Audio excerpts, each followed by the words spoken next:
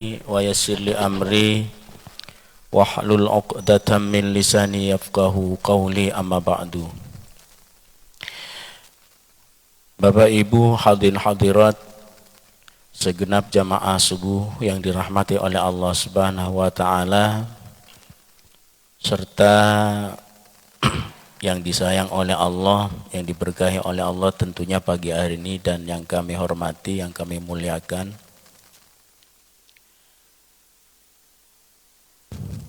Tak bosan kita untuk selalu bersyukur kepada Allah Subhanahu wa taala atas semua nikmat yang Allah berikan pada kita, yang sudah terus-menerus Allah memberikannya dalam hidup ini. Sehatnya kita, sempatnya kita dalam untuk menjalankan perintah Allah, ini adalah satu bukti bahwa Allah masih memberikan nikmat pada kita, dan juga Allah masih senang dan cinta pada kita untuk bisa menjalankan perintahnya. Pagi hari ini kita juga dapat untuk meluangkan waktu sejenak kita setelah melaksanakan ibadah sholat subuh, duduk bersama di sini di majelis ilmi kita, di tempat yang mulia dan penuh dengan barokah serta curahan rahmat, beberapa menit ke depan untuk mendengarkan kajian rutinitas kita, yaitu kajian kitab Nasaihul Ibad. Mudah-mudahan ini juga menjadi ladang amal baik kita di sisi Allah Subhanahu wa taala, dan tentunya waktu yang kita luangkan, yang kita gunakan pagi hari ini kurang lebih nanti ini jamnya jam 14.54 ya. Berarti salah jamnya kan.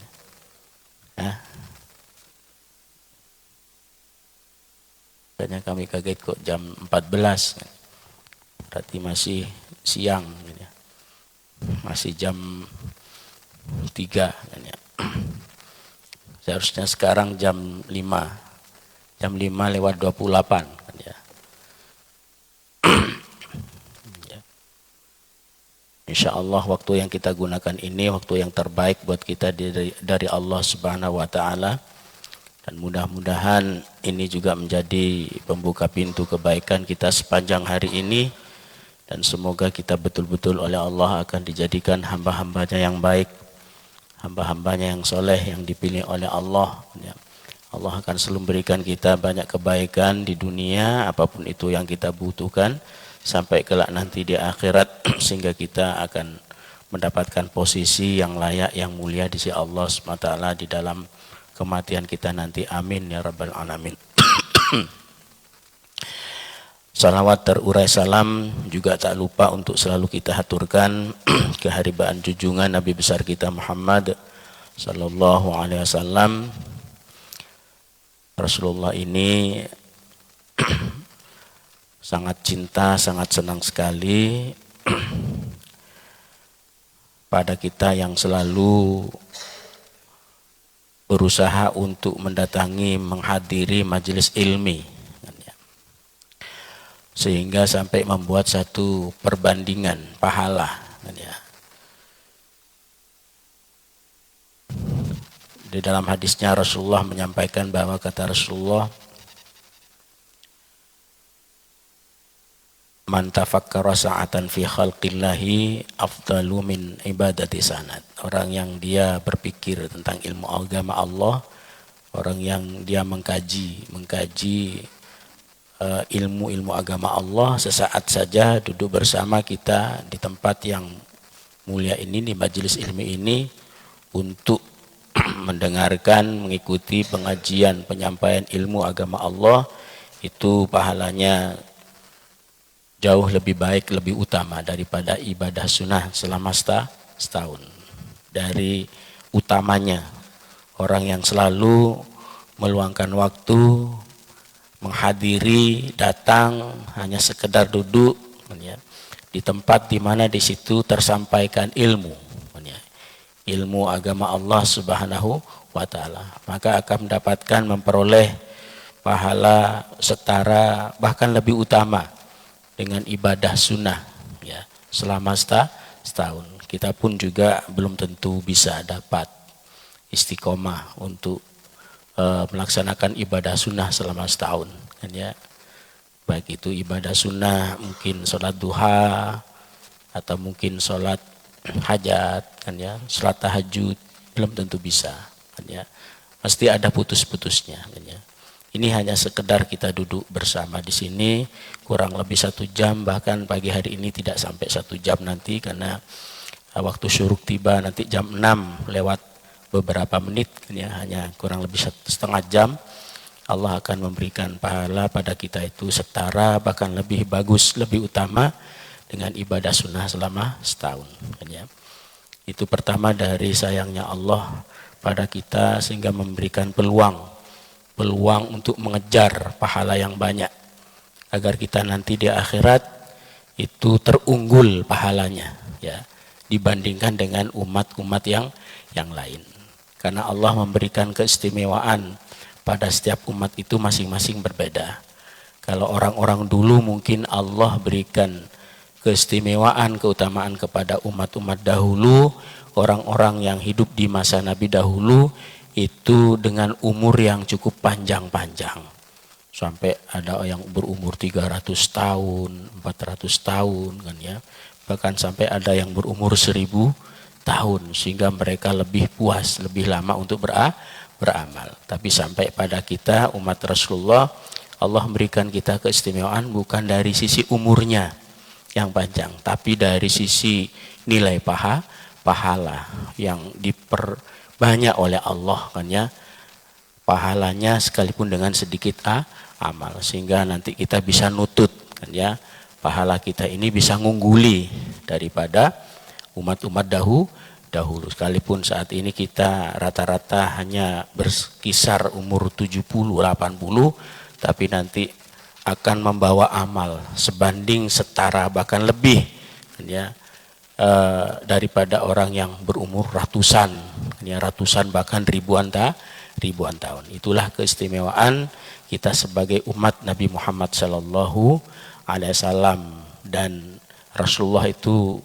sangat cinta sekali kepada umatnya yang betul-betul dia berusaha untuk mengejar pahala-pahala, amaliyah yang akan mendapatkan pahala yang besar dari Allah Subhanahu wa ta'ala, seperti duduknya kita bersamanya kita di majelis ilmi di setiap pagi hari ini dan juga hari-hari yang lainnya. Mudah-mudahan saja semuanya itu diterima oleh Allah Subhanahu wa ta'ala dan kita betul-betul akan menjadi umatnya Nabi kita Muhammad sallallahu alaihi wasallam yang dicintainya, sehingga nanti di akhirat akan berjumpa bertemu dengan beliau di dalam surganya Allah Subhanahu wa ta'ala. Amin ya rabbal alamin. Bapak Ibu jamaah salat subuh, hadirin hadirat yang dirahmati oleh Allah Subhanahu wa ta'ala, pagi ini kita kembali untuk melanjutkan kajian rutin kita, yaitu kajian kitab Nasaihul Ibad, nasihat-nasihat bagi seorang hamba. Kita sebagai hamba Allah Subhanahu wa ta'ala itu dituangkan nasihat oleh Imam Syekh Nawawi Al-Bandani di dalam kitab ini agar untuk bekal kita, pengingat kita di dunia agar kita terus menjadi orang yang baik ya, orang yang tersadarkan diri. Begitu pentingnya kita untuk menjadi orang yang baik, bahkan akan terus lebih baik di dunia ini, baiknya kita kepada Allah Subhanahu wa ta'ala maupun baiknya kita akan sesama makhluk, sesama manusia dan juga yang lainnya. Tujuannya itu agar kita menjadi orang yang insanun kamil, manusia yang sempurna di sisi Allah Subhanahu wa ta'ala. Sebelum kita memulai, mari terlebih dahulu kita membaca suratul Fatihah. Pertama agar mendapatkan ridha Allah Subhanahu wa ta'ala apa yang sedang kita langsungkan di pagi hari ini, dan untuk mendapatkan syafaat dari Rasulullah serta keberkahan daripada kitab ini. Ala hadhihi niyah wa ala kulli niyatin salihatin bi ridha illahi ta'ala wa bi syafaati Rasulillah wa bi barakati hadzal kitab, khususan ila Syekh Nawawi Al-Bandani. Al-Fatihah. A'udzu billahi minasy syaithanir rajim. Bismillahirrahmanirrahim. Alhamdulillahi rabbil alamin. Ar-Rahmanir-Rahim. Maliki yaumiddin. Iyyaka na'budu wa iyyaka nasta'in. Ihdinas siratal mustaqim. Siratal ladzina an'amta 'alaihim ghairil maghdubi 'alaihim waladdallin. Amin. Bapak Ibu jamaah salat subuh yang dirahmati oleh Allah, sampailah kita pada pagi hari ini di maqalah yang ketiga. Bismillahirrahmanirrahim. Qala al-muallifu rahimahullahu ta'ala wa nafa'ana bihi wa bi'ulumihi wa bi'ulumi masyayikhihi fi daril amin. Allahumma amin. Bismillahirrahmanirrahim. Wal maqalatu tsalitsatu an Abi Bakrin As-Siddiq radhiyallahu anhu. Qala man dakhalal qabra bila zadin ay minal amali saniqi faka'annama rakibal bahra bila safinatin. Pagi hari ini kami akan membacakan maqalah yang ketiga dari bab yang kedua kan ya, dari kitab Nasail Ibad ini. Maqalah yang ketiga ini datangnya dari Abu Bakar, sahabat Nabi Muhammad sekaligus mertua Rasulullah Sallallahu Alaihi Wasallam. Karena kita tahu bahwa dalam sejarah Nabi kita Muhammad SAW itu punya istri Siti Aisyah, putri daripada Abu Bakar ini Siddiq. Jadi Abu Bakar ini sahabat plus mertuanya Rasulullah. Dan Abu Bakar ini termasuk bagian sahabat yang paling top terdekatnya Nabi Muhammad SAW, sehingga disebut sebagai sahabat Khulafaur Rasyidin. Kan ya, ada 4 yang kita tahu, yaitu Abu Bakar yang tertua, Umar, nomor 2 Utsman, dan juga Ali. Sehingga keempat sahabat itulah nanti juga yang akan menjadi estafetnya, tampuk kekuasaan di dalam agama Islam, ataupun yang akan menjadi khalifah di setiap periode zamannya, masanya setelah ditinggal oleh Rasulullah Sallallahu Wasallam. Kan ya, setelah peninggalan Rasulullah maka khalifah pertama itu Abu Bakar, kemudian disusul Umar, Utsman, Ali, dan seterusnya kan ya.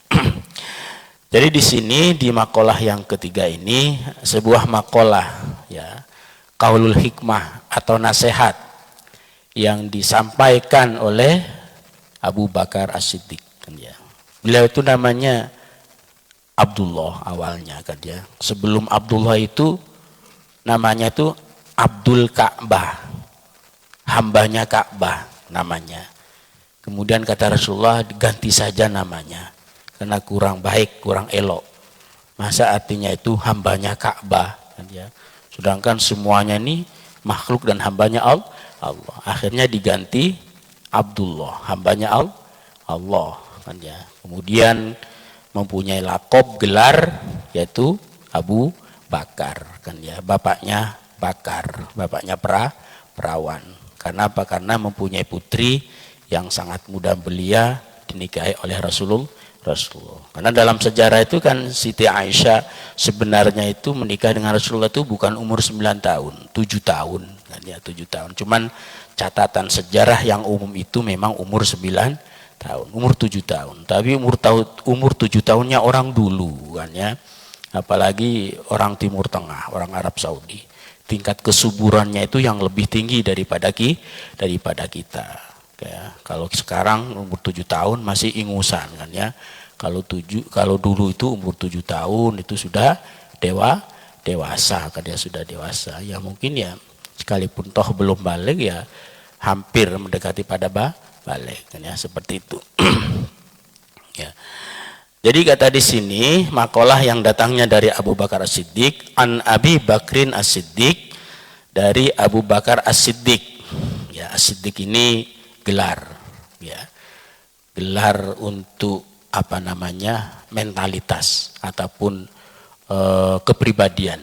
Digelar As-Siddiq karena Abu Bakar memang orangnya jujur. As-Siddiq itu artinya orang yang sangat jujur, orang sangat benar. Kenapa kok digelar As-Siddiq? Karena Abu Bakar ini dari sejarah seperti yang sering kita dengar adalah seorang, satu-satunya orang yang pertama kali membenarkan ya akan kebenarannya peristiwa yang dialami oleh Nabi Muhammad SAW dalam untuk perjalanan yang di luar naluri akal manusia, yaitu perjalanan Isra wal Mi'raj. Ya, jadi pertama kali yang membenarkan itu, bahkan yang membantah orang-orang kafir kan ya, terutama Abu Jahal kan ya, akan tuduhan kebodohan kebohongan Rasulullah saat itu ketika melakukan perjalanan Isra kan ya, Isra dari Masjidil Haram ke Masjidil Aqsa kan ya. Dan itu kan Abu Jahal saat itu kan menyebarluaskan kan ya, menertawakan Rasulullah, sehingga sampailah ketemu kepada Abu Bakar kan ya. Dia mengadu pada Abu Bakar, temanmu itu katanya semalam sudah melakukan perjalanan yang cukup jauh tapi hanya ditempuh beberapa jam. Kamu percaya apa enggak? Dia itu bohong sebenarnya. Kata Abu Bakar, kalau itu yang bilang Rasulullah, aba'at minhu usaddiku. Yang lebih jauh pun saya juga percaya. Akhirnya maka digelarlah saat itu namanya Abu Bakar As-Siddiq. Cuman Siddiq ini memang sebuah gelar kepribadian seseorang ya, yang paling elok akannya. Sehingga As-Siddiq ini pun juga salah satu sifat kan ya, sifat ataupun kepribadian seseorang itu yang terjamin masuk surga. Dalam surat An-Nisa itu kan ada kan ya, ayat yang sering mungkin juga kami baca kan ya, kata Allah, wa may yuti'illaha war rasul fa ulaika ma'al ladzina an'ama Allahu 'alaihim minan nabiyyin was-siddiqin wasyuhada'i was-salihin wa hasuna ulaika rafiqa. Kata Allah di situ dalam surat An-Nisa, wa may yuti'illah war rasul, siapa yang taat pada Allah dan Rasul, faulaika ma'al ladzina an'ama Allah, maka orang itu akan selalu bersama, ya, dibersamakan oleh Allah pada orang-orang yang an'amallahu alaihim, orang yang Allah beri nikmat, orang yang Allah jamin masuk surga. Minan nabiyyin, pertama para nabi. Yang kedua siddiqin, para siddiqin. Siapa orang siddiqin itu? Ya, sekalipun di situ ada tafsirannya akabirus sahabah, pembesar-pembesar sahabat, tetapi siddiqin itu kalau arti secara umum adalah orang yang jujur ucapannya dan benar perbuatannya. Ya. Jadi orang yang betul-betul jujur, gak pernah neka-neko, gak pernah bohong kan ya, gak pernah, pokoknya ya sejujur-jujurnya kan ya. Kemudian benar dia perbuatannya, gak pernah macam-macam lah kan ya. Kalau jadi pengusaha ya pengusaha yang benar, lurus-lurusnya dia jalani kan ya. Kalau jadi pejabat ya gitu kan ya, jadi pejabat lurus-lurusnya dia menjalani sesuai dengan tugas dan amanahnya. Kalau jadi karyawan pun juga gitu kan ya, jadi guru juga gitu kan ya, nggak pernah macam-macam kan ya, nggak pernah mentang-mentang saya sudah punya posisi hanya saya enaknya, yang seharusnya datang jam 6:30 jam 8 baru tiba di kantor, itu namanya orang nggak bener kan ya, seperti itu. Kenapa? Karena dia sudah nggak menjalani amanah yang diberikan. Nah, ini memang sulit, berat untuk jadi orang jujur sak jujur-jujurnya, untuk jadi orang benar sak benar-benarnya, repot, susah memang kan ya.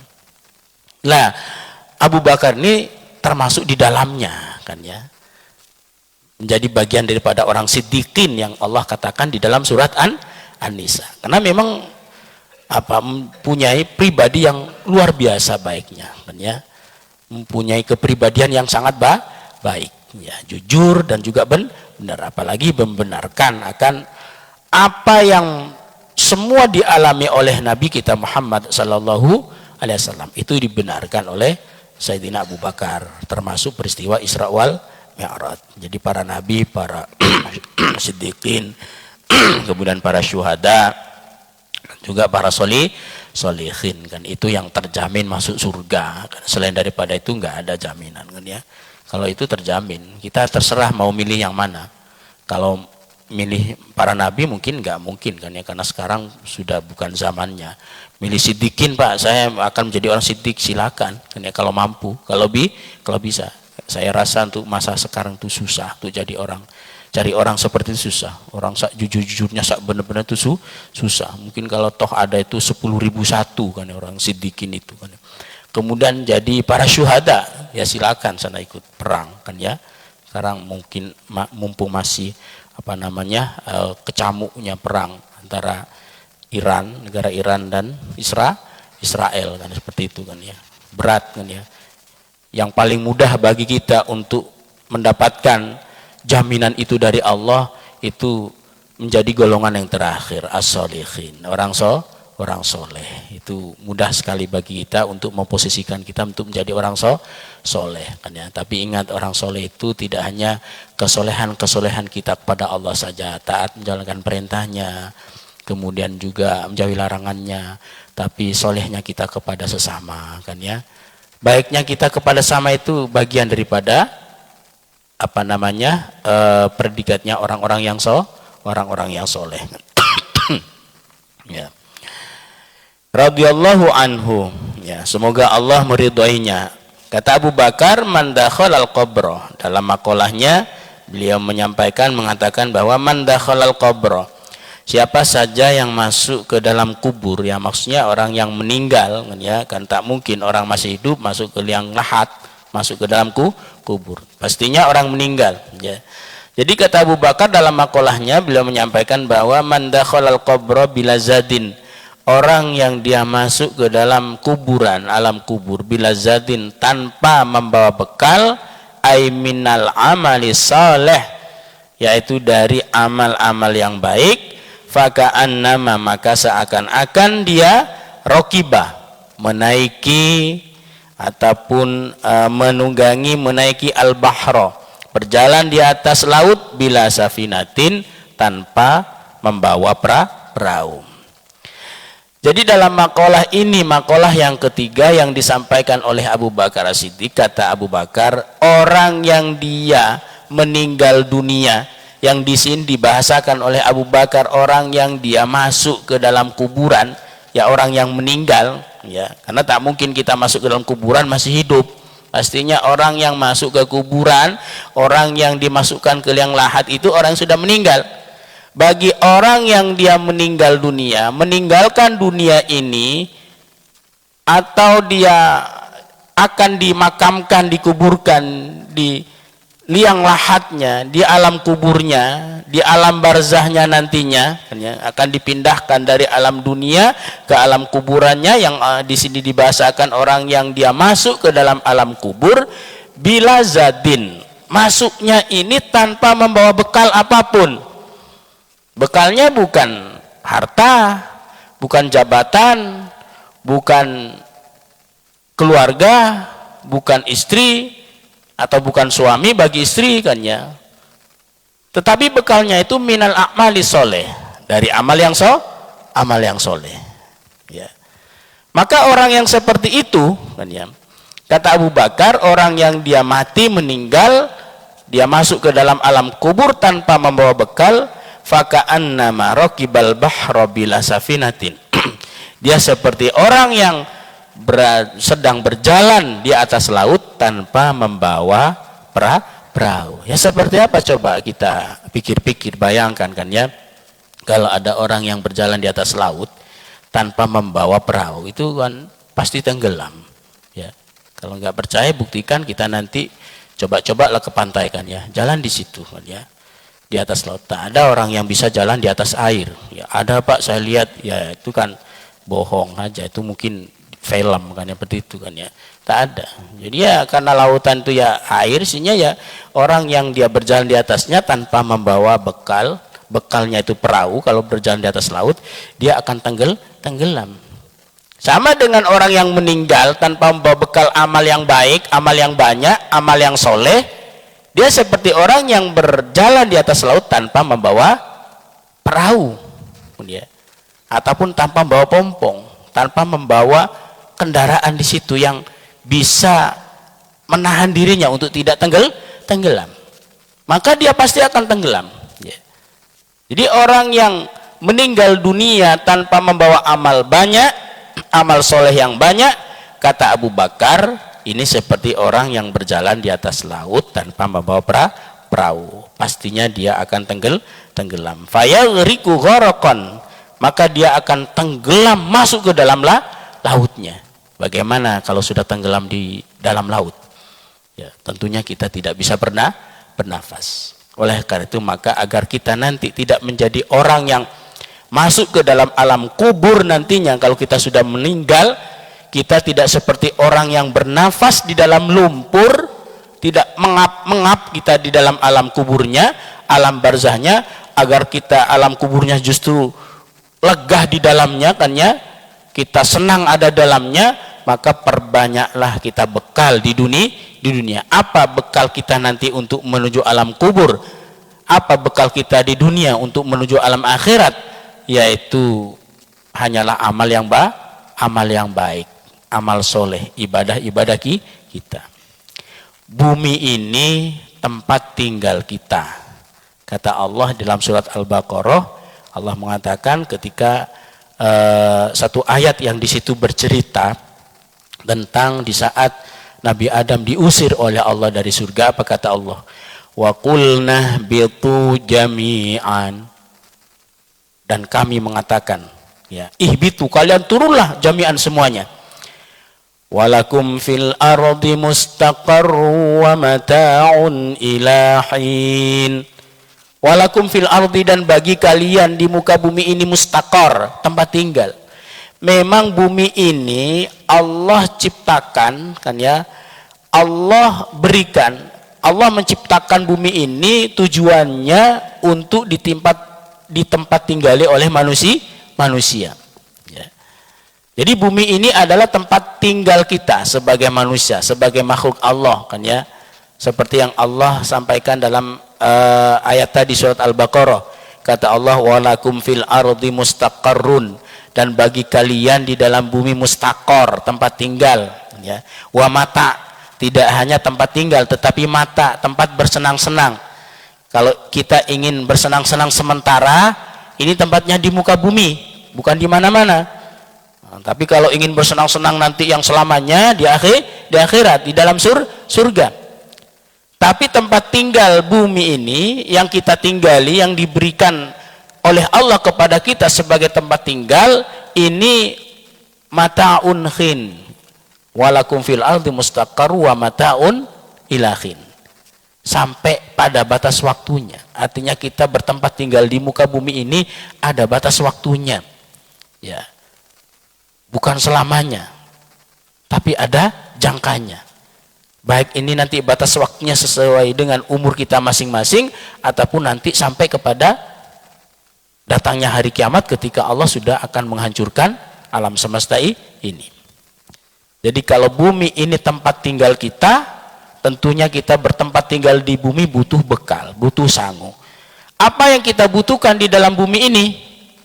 Ya materi, kan ya, harta, ataupun kalau secara ringkasnya itu papan, sandang, pangan. Papannya rumah.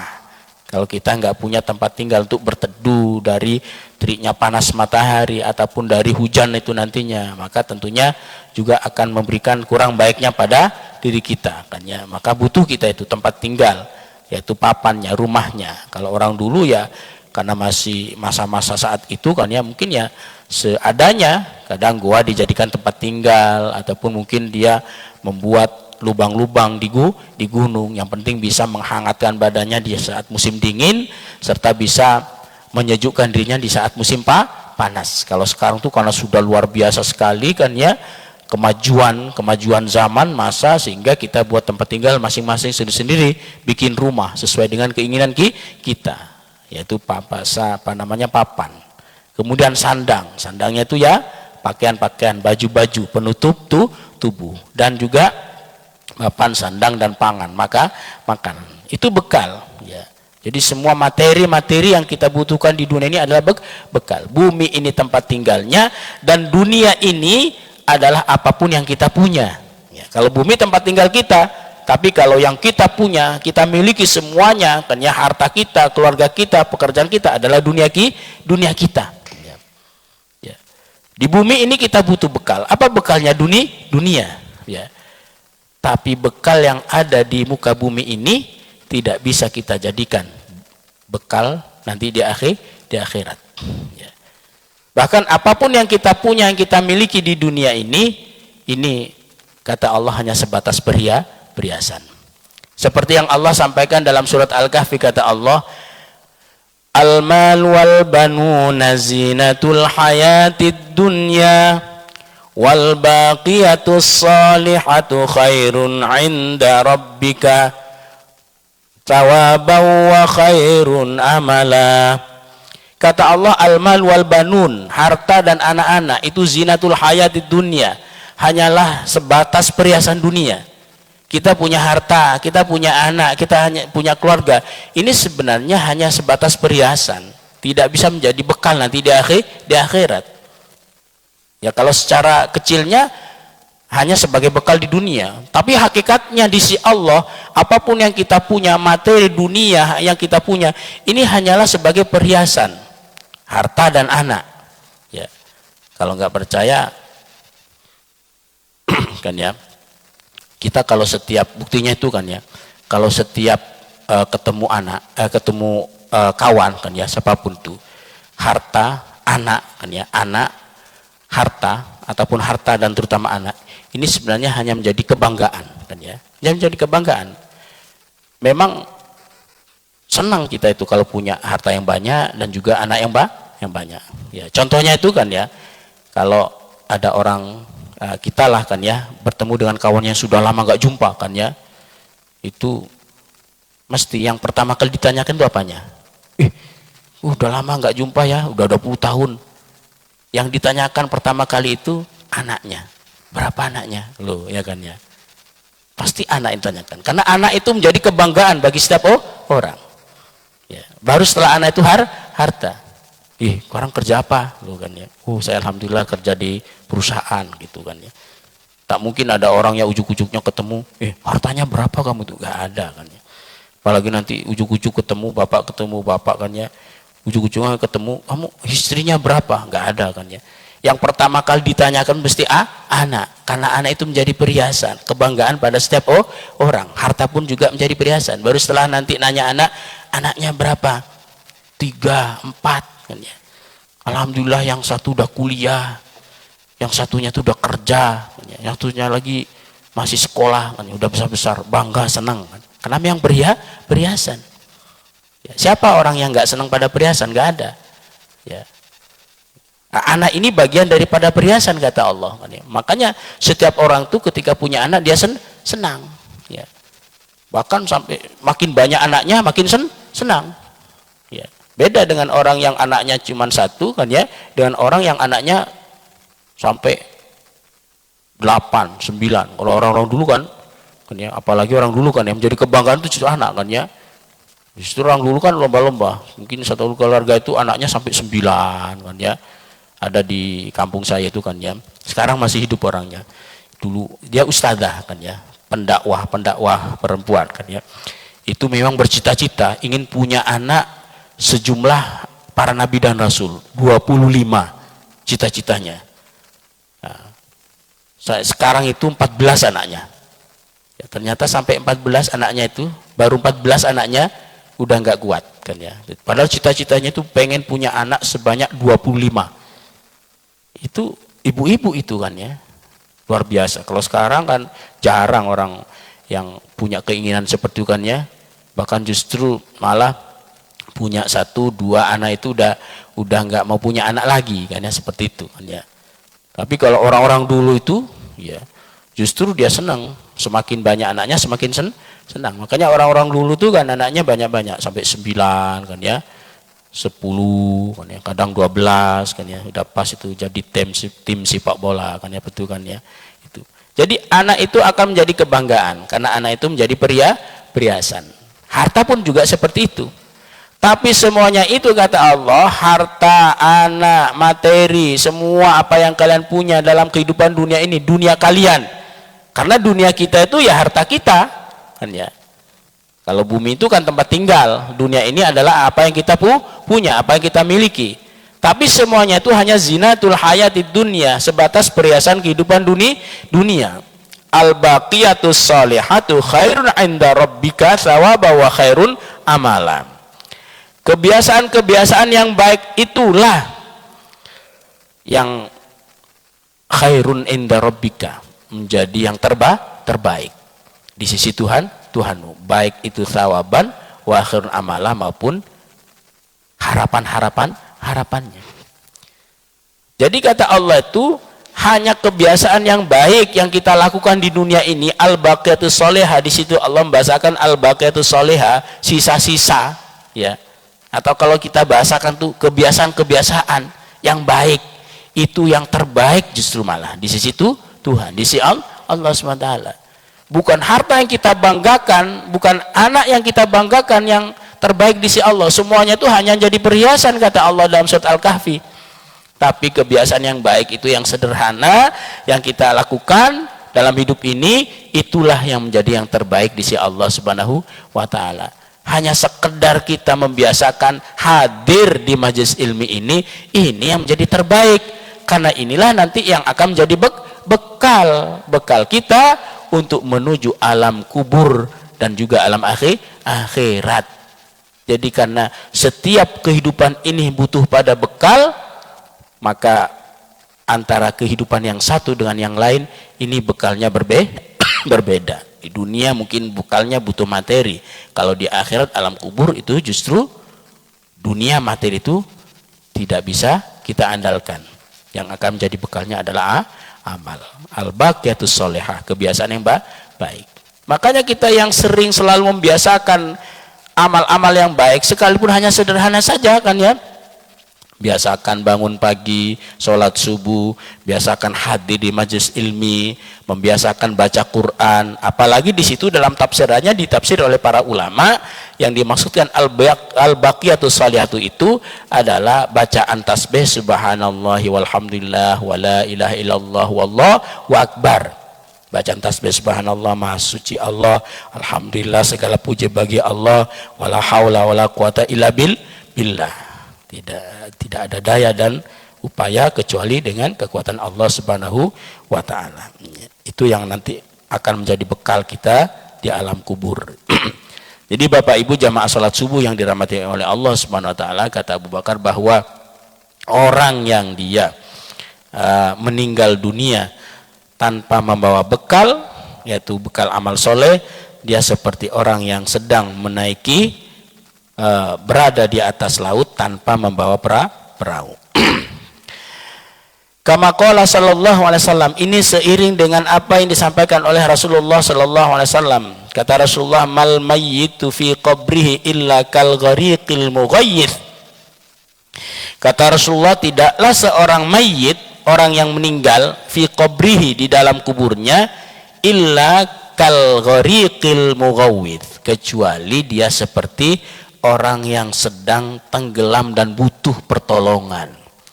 Jadi semua orang yang meninggal nanti, kata Rasulullah, orang yang sudah berada dalam kuburnya, ini mereka semuanya itu seperti orang yang sedang tenggelam, yang butuh pertolongan, butuh ada orang yang dia mengangkatnya, mengeluarkannya dari ketenggelaman itu. Ya seperti yang kami sampaikan tadi, orang yang berada di dalam alam kubur itu semuanya seperti orang yang berada di dalam lumpur. Dia nggak bisa bernafas, pengap-pengap di situ. Maka butuh ada orang yang mengangkatnya ke atas, biar dia bisa bernafas lega. Siapa nanti yang akan bisa mengangkatnya ke atas? Atau apa nanti yang akan bisa mengangkatnya ke atas? Apakah alat berat diangkat? Tidak, nggak bisa kan ya. Ataupun mungkin apa namanya pacul kan ya, yang ada orang yang mungkin menggalinya, bukan ya. Jadi kata Rasulullah itu, tidaklah satu mayit orang yang meninggal ketika dia berada di dalam alam kuburnya ini kecuali seperti dia seseorang yang sedang tenggelam, yang butuh orang untuk mengangkatnya dari ketenggelaman itu, kata Rasulullah sallallahu alaihi wasallam. Ay at-talab li ayyughatha, yaitu butuh orang yang menolongnya. Apa nanti yang akan menolong seseorang itu dari ketenggelaman itu? Hanyalah doa. doa-doa dari orang yang hidup, ataupun hanya amal-amal dari apa yang selama ia lakukan di dunia. Makanya orang yang semakin banyak amalnya, amal baiknya, ibadahnya di dunia, dia nanti akan menjadi orang yang di dalam alam kuburnya itu sedikit dia mengangkat, tidak tenggelam, kan ya, tidak seperti orang tenggelam.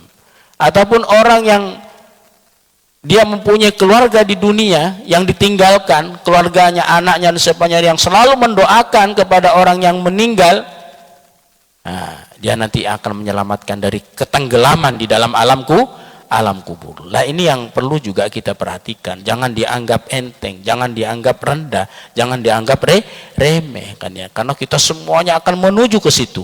Kita akan menuju kematian yang nantinya kita juga akan dimakamkan, dikuburkan. Disitulah baru kita merasakan begitu butuhnya kita amal baik yang begitu banyak sebagai bekal kita untuk berada hidup selama di alam barzah sambil menunggu datangnya hari kiamat. Wal maqalatur rabi'u, dan maqalah yang keempat, an Umar radhiyallahu anhu, dari Sayyidina Umar radhiyallahu anhu. Ya. Jadi maqalah yang keempat itu datangnya dari Sayyidina Umar. Kata Sayyidina Umar, anna Nabiya sallallahu alaihi wasallam, ya. Sesungguhnya Nabi Muhammad sallallahu alaihi wasallam qala li Jibril, pernah bertanya kepada malaikat Jibril alaihi salatu wassalam, sif li hasanati Umar. Jadi Rasulullah pernah menanya kepada malaikat Jibril, kata Rasulullah kepada malaikat Jibril, sif li hasanati Umar. Jibril, tolong gambarkan kepadaku, sifatkan kepadaku, kan ya, seperti apa kebaikan Sayyidina Umar radhiyallahu anhu. Faqala, maka Jibril menjawab, lau kanatil biharu midadan, kok seandainya bihar, laut-laut ini menjadi tintanya, wasyajaru aklaman, dan pohon-pohon yang ada di muka bumi ini menjadi penanya, kata malaikat Jibril, lima hasar tuha, saya masih tak mampu untuk menghitungnya.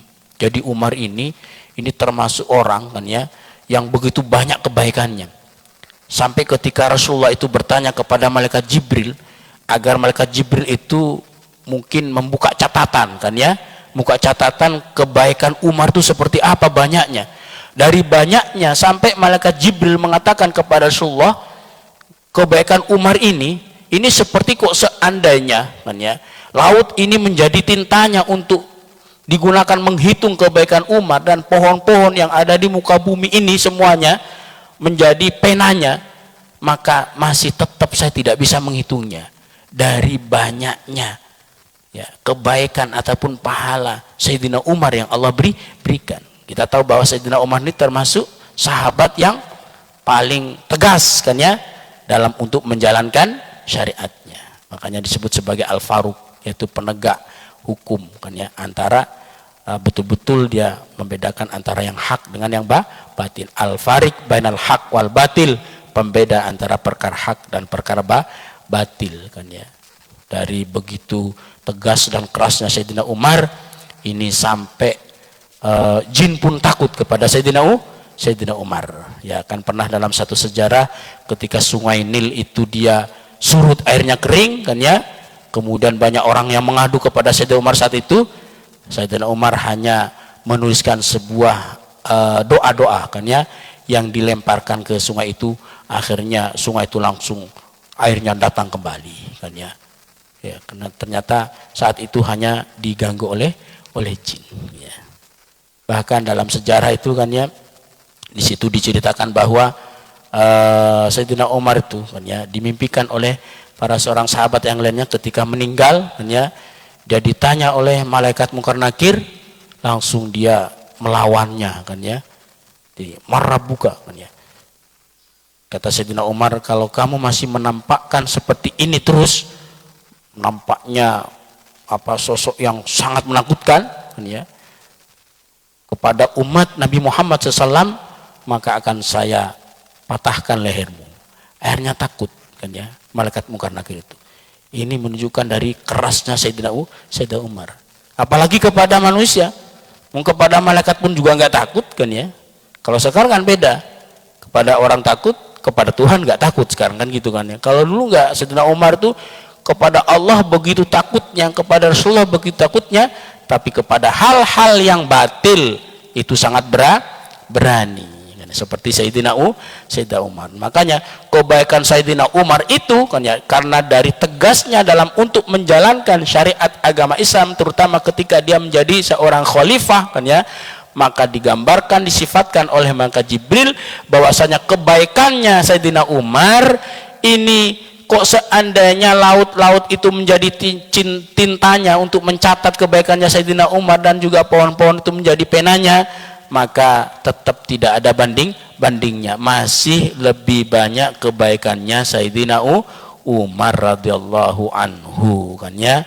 Itu kata Rasulullah sallallahu alaihi wasallam. Ya mudah-mudahan saja sekalipun kita tidak sampai segitu kan ya dalam untuk mendapatkan kebaikan, tetapi setidaknya kebaikan, amal baik yang kita kerjakan di dunia ini cukup menjadi bekal kita nanti di akhirat. Oleh karena itu, sisa-sisa umur yang Allah berikan pada kita saat ini, marilah kita betul-betul gunakan kan ya untuk memperbanyak amal baiknya. Apapun itu kan ya, baik ibadah kita kepada Allah Subhanahu wa taala maupun amaliah yang lainnya, agar kita nanti betul-betul menjadi orang yang selamat di akhirat kelak nanti. Amin ya rabbal alamin. Bapak Ibu jamaah salat subuh yang dirahmati oleh Allah SWT, yang mungkin sampai sini saja untuk ngaji kita pada pagi hari ini. Semoga bermanfaat dan mudah-mudahan mendapatkan ridha Allah SWT.